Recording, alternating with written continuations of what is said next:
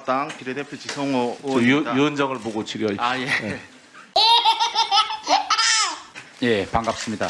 예, 우선 장관 후보자로 지명되신 걸 이제 축하합니다. 저는 다른 사람들보다도 그 후보자님에 대한 그 궁금증이랄까 이런 게 이제 대단히 많고요. 제가 이번에 지역구에서 선거를 해보니까 제일 처음에 다가오는 네거티브가 태영호는 빨갱이다.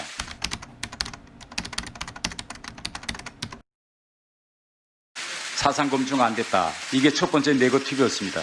후보자께서도 생애 기간에 이런 말 들어보셨겠죠? 사람들 속에서 그런 그 수군거림도 있었고 또 정권이 공개적으로 저를 용공 세력으로 지목했던 시절도 있습니다. 예. 그래서 제가 그 누구보다도 이제 후보자의 이제 삶의 궤적을 좀 한번 추적해 보았는데 제가 이렇게 제목을 달았습니다. 태영호와 이인영의 두 김일성 주체사상 신봉자의 삶의 궤적. 주제에 동의하십니까? 글쎄 뭐 지금 바로 동의할 수는 없는 문제 아니겠습니까? 제가 김일성 주체사상 원조 맞지요? 예? 원조 맞지요? 예? 원조 맞지요? 예? 주체사상의 원조 맞죠, 제가? 원조시라고요? 예. 글쎄 잘 모르겠습니다. 예. 예. 제가 한번 제 인생과 후보자 인생을 한번 이렇게 비교해 봤습니다. 제가 62년생이고 후보자는 64년생인데 저는 80학번이고 평양에서 후보자는 84학번이더라고요. 근데 이제 80년대 이제 전 후반을 이제 지나가면서 제가 그때 북한에서 있었을 때 제가 주체사상을 신봉하고 믿었습니다. 그런데 그때 북한에서 뭐라고 가르쳤는가 하면 남한의 주체사상 신봉자가 대단히 많다. 그리고 전대협이라는 조직이 있는데 전대협 조직 성원들은 매일 아침 김일성 초상화 앞에서 남조선을 미제의 식민지로부터 해방하기 위한 충성의 교리를 다진다. 그럼 뭐 아마 북쪽에서 잘못 알고 있었던 거라고 생각합니다. 그러니까 그런 일이 있었습니까? 없었습니까? 뭐 그런 일은 없었다고 저는 제가 알기로는 그러니까 후보자는 그런 일이 말씀드렸습니다. 없었죠. 전대협 의장인 제가 매일 아침에 김일성 사진을 놓고 거기서 충성 맹세를 하고 주체사상을 신봉했다. 그런 기억이 전혀 없습니다. 예, 그러니까 그건 북한이 조작한 가짜 뉴스다 이거죠. 근데 뭐 과장된 이야기다 이렇게 봅니다. 예. 예. 그런데 다음에 제가 90년대 후반의 제 삶과 후보자의 삶을 이렇게 한번 비교해 봤습니다. 예, 90년대에 아시겠지만은 전 세계적으로 엄청난 이제 파동이 일어납니다. 그래서 북한도 역시 고난의 행군에 들어서고 이런 일이 일어나면서 저도 이제 해외로 관련 가서 덴마크와 스웨덴에서 생활했고 당시 역시 한국에서도 대단히 큰 변화가 일어납니다. 많은 주사파에 있던 많은 사람들이 90년대 후반에 들어서면서 전향을 합니다. 예. 그런데 이때 제가 이거 후보자는 이때 무슨 일을 했을까라고 이제 들여다봤는데 아주 이상한 일을 하나 제가 봤습니다. 그때 북한이 대단히 힘든 때인데 오히려 역으로 그때 김정일은 남한을 다시 적화 통일시켜보겠다고 간첩들을 내내보내서 소위 지하당 조직 복구 활동을 벌립니다.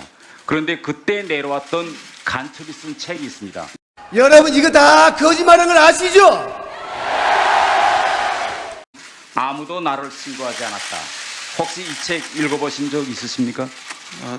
들어봤습니다. 그리고 최근에 그런 책이 있다 그래서 저와 관련된 부분들이 질문이 있을 거라고 생각해서 발췌도 해서 보았습니다. 아, 그래. 그러면 요 320페이지에 왜 간첩이 내려왔냐라는 내용이 있고 339페이지에 어느 씨와의 접촉하고 그 내용이 상세히 되어 있는데 이건 후보자에 대한 내용이 맞죠? 339페이지인지는 잘 모르겠습니다만 저와 관련된 그 네 줄 네. 그 내용은 제가 지금 가지고 있습니다. 예. 그 내용도 마저 읽어봐 주시죠. 아, 괜찮습니다. 제가 다 읽어봤기 때문에 괜찮습니다. 제가 다 읽어봤기 때문에 그러면 저도 두 가지만 좀 말씀드려도 될까요? 아니 저는 그때 그 책을 읽어보면서 후보자님께서 다행히 잘 처신하셨더라고요. 아니 네. 뭐라고 잘 처신했는지를 이걸 지켜보는 국민들한테 좀 분명히 말씀해 아니, 제가 주셔야 되지 말씀드리죠. 않겠습니까? 네, 기관원이다라고 하면서 간첩으로 인정하지 않고 그와 이제 대화를 거부했더라고. 그런데 문제는 신고는 안 하셨죠? 신고는 제가 했다면 그를 간첩으로 인지하고 하는 거 아니겠습니까? 그거는 그 지금 말씀하시는 거는 모순된 행위에 해당하지 않습니까? 제가 간첩으로 인지했으면 신고해야 마땅하고 간첩으로 인지하지 않았기 때문에 신고하지 않은 것이 일관된 행위 아니겠습니까? 예, 그 이후에 제가 후보자가 쓴 글 또 이제 여러 가지 재판 기록들을 이제 많이 보았는데 거기에 뭐 이런 표현들이 나옵니다. 남조선은 뭐 미제의 식민지. 제가 뭐 쓴 글이라고 말씀하셨습니까? 아니, 쓴 글, 제가 뭐- 쓴 글이라고 말씀하셨습니까? 쓴 글도 있고 재판 기록도 있고 언론에 나온 것도 있고. 그거는 네. 의원님께서 굉장히 부정확한 말씀을 하시는 건데 쓴 글이 아닐 겁니다. 다시 한번 네. 확인하고 말씀하시지 않으면 네. 왜곡된 이야기를 이 자리에서 하시는 겁니다. 그러면 제가 추가 질문 드리겠습니다. 자, 이런 겁니다. 제가 대한민국에 와서 많은 사람들이 저보고 사상 전향했느냐 뭐 계속 물어봅니다. 그런데 저는 아직 제가 이번에 이거 준비하면서 후보자의 삶의 궤적을 많이 들여다봤는데 언제 어디서 또 어떻게 사상 정량을 했는가 이걸 제가 찾지를 못했어요. 그래서 저 같은 사람은 이렇게 했습니다. 대한민국에 와서 저는 대한민국 만세, 대한민국 만세 저는 이렇게 불렀어요. 그래서 누구 보고 저를 보고 사상 전향 안 했다 그러면 아 무슨 소리 하십니까? 이렇게 제가 대한민국에 와서 첫 기자 인터뷰입니다. 이렇게 전 했습니다라고 밝혔습니다.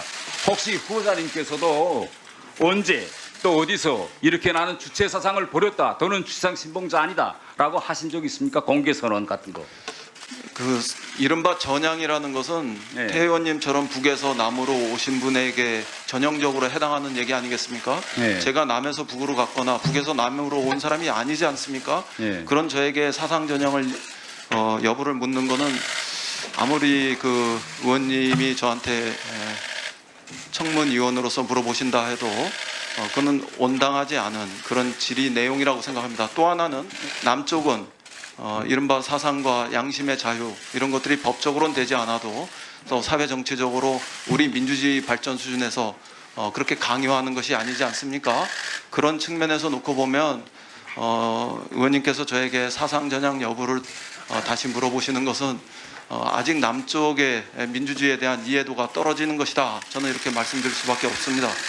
아직도 주체상 신봉자십니까? 아니십니까? 국민들 앞에 솔직히 나는 이제 주체상 버렸다. 이게 뭐 그렇게 힘든 말입니까? 그 당시에도 주체사상 신봉자는 아니었고 지금도 네. 아니다. 뭐 이 점은 분명히 말씀드립니다. 그러나 그럼에도 불구하고 이런 이야기가 태 의원님께서 저에게 사상 전향을 끊임없이 강요하거나 추궁하는 행위로 그렇게 착각되지는 않으시길 바랍니다.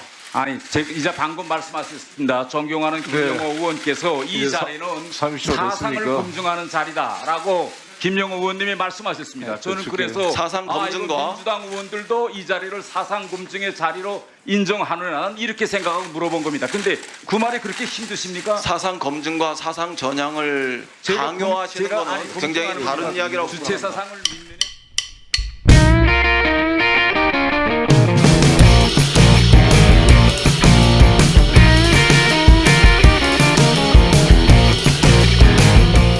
대한민국 만세, 대한민국 만세 축하합니다. 대한민국 만세 축하합니다. 대한민국 만세 축하합니다. 대한민국 만세 축하합니다. 대한민국 만세 축하합니다. 대한민국 만세 축하합니다. 대한민국 만세 축하합니다.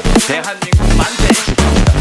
대한민국 만세 축하합니다. 대한민국 만세 축하합니다. 대한민국 만세 축하합니다. 대한민국 만세 축하합니다. 축하합니다. 축하합니다. 축하합니다. 이상 적폐영징 대구 박가리 전문 채널 대구의 소리 조석이었습니다. 구독, 좋아요, 알림 설정은 적폐청산의 소중한 밑거름이 됩니다.